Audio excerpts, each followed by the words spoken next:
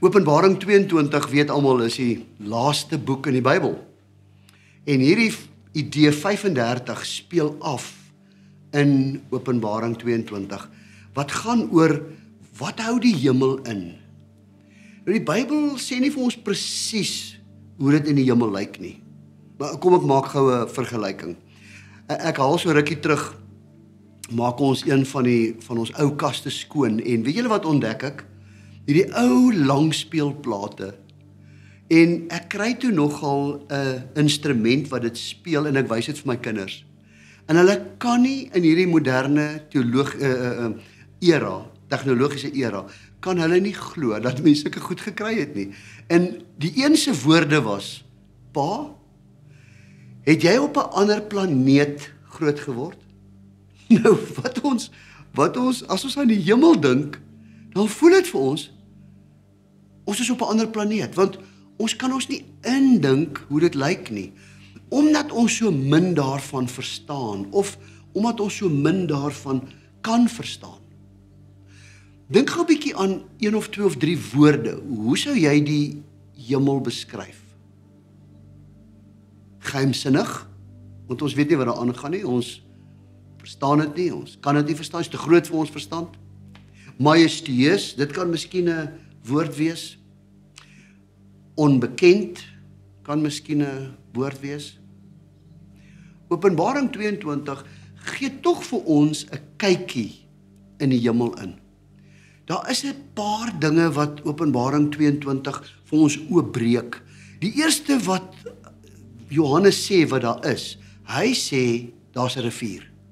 So dit beteken daar's water. Okay? So daar's heel waarskynlik drinkwater, want daar staan strome van lewende water sal uit jou binneste kom, helder water. En laat my nogal dink aan wat Dawid geskryf het in Psalm 23. Hy sê, U verkoop my siel. Maar daar behoort ook, as daar water is daar nie net drinkwater, daar behoort ook seker badwater te wees. En wat doen badwater? Maak jou skoon. So die rivier van God, geestelik, maak ons skoon. Luister, jy is vergewe deur die bloed van Jesus wat jou skoon gewas het. En water is die simbool wat sê, dit maak jou skoon. Openbaring 22 sê daar's 'n tweede ding. Hy sê, Johannes sê, daar's 'n straat. Daar's een hoofstraat. Weet jy wat's wonderlik? Daar gaan nie meer mense bly onder die treinspoor en bo die treinspoor nie. Daar gaan nie mense meer bly in die onderdorp en in die bodorp nie. Daar gaan een straat wees, almal gaan gelyk wees, ons gaan almal op een en dieselfde plek wees. Weet jy waar gaan ons wees? Ons gaan wees in die teenwoordigheid van God. So daar's 'n rivier, daar's 'n straat, en dan sê Johannes, daar's 'n boom. Hy sê, dis 'n boom wat lewe gee. Hy sê, dis 'n boom wat 12 keer 'n jaar vrugte dra. So het klink vir my of daar oorvloed gaan wees. Daar gaan baie wees. Elke maand van die jaar gaan daar vrug wees, gaan daar oorvloed wees. En dan dieselfde boom wat vrugte dra ook verskeidenheid. So Januarie gaan daar waarskynlik appels wees, en Junie gaan daar waarskynlik avokadopere wees, en September gaan daar waarskynlik druiwe wees. So met ander woorde, daar gaan 'n groot verskeidenheid wees. Maar die belangrikste gaan wees, dit gaan 'n boom wees wat lewe gee. Dis iets soos Genesis se verhaal van Adam en Eva, waar Adam en Eva ook 'n boom gehad het, 'n boom wat lewe gee. En toe het God gesê, aan daardie boom moet julle nie eet nie. En toe het hulle daarvan geëet. Dis die eerste boek van die Bybel. En vir die res van die Bybel het ons dit moeilik gehad, want sonde het in die wêreld gekom. Maar tot ons in die hemel is, dan is ons vry daarvan. Dan het ons oorvloed en ons het verskeidenheid. So Johannes sê daar's 'n rivier. Hy sê daar's 'n straat. Hy sê daar's 'n boom. En hy sê daar's 'n troon. En dis voor hierdie troon wat ons gaan staan. Dit gaan 'n amazing troon wees. Ons weet nie hoe gaan hy lyk nie, maar wat ons weet is, God gaan op daardie troon sit. Hy is die skepper, hy is die onderhouer, en die hele boek van Openbaring sê vir ons, en die ouderlinge, en die 24 ouderlinge gaan voor hierdie troon, voor God buig.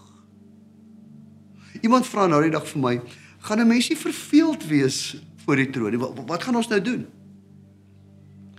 Het jy al, kom ons noem dit nou maar 'n volmaakte oomblik in jou lewe gehad, en jy het gewens, daai oomblik gaan nie verby nie. Jy weet?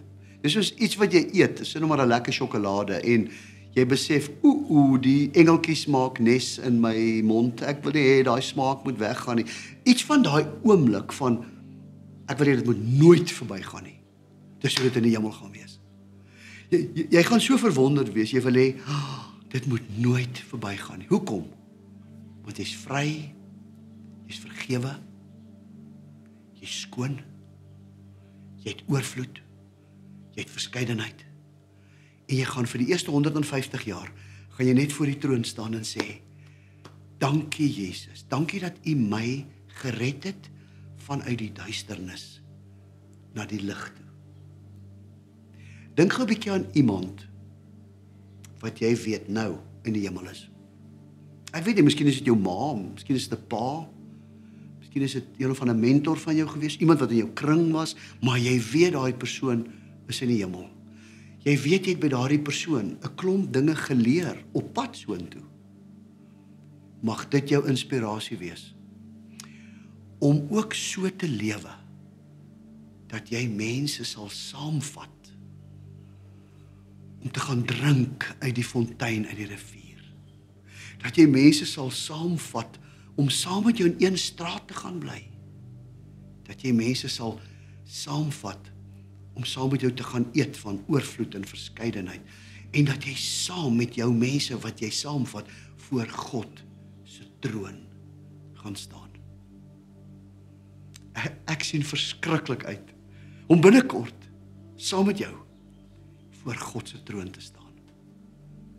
Mag ons lewe daarvan praat, want ek kan nie wag om daar te wees nie.